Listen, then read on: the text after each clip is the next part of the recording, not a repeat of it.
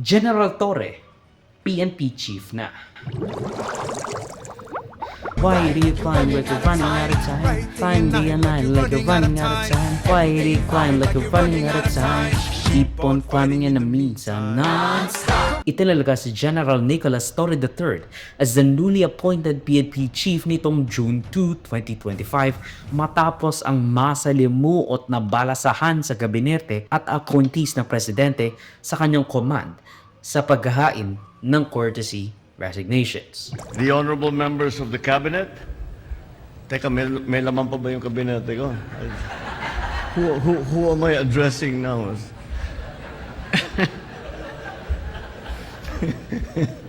we are in flux.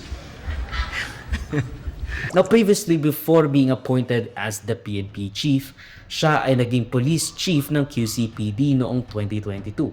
Direktor ng PNP Headquarters Communication and Electronic Services. Last year lang, June 2024, itinalaga siya sa Davao as the acting director which managed to arrest the fugitive Pastor Apollo Carrion Quiboloy or PAQ matapos ang ilang linggong standoff ng kanyang mga supporters sa labas ng kanyang Kingdom of Jesus Christ compound as he deployed 2,000 officers to arrest Quiboloy.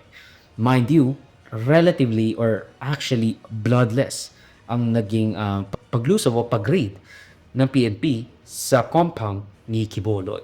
General, nung nakuha po si Quiboloy, naging usap-usapan po noon kung naaresto ba siya or sumuko ba siya.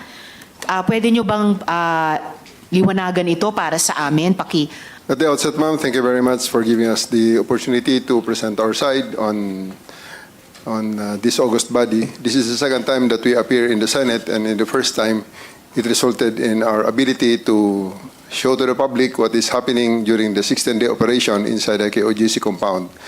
Regarding the arrest of Mr. Quiboloy, in all intents and purposes, in our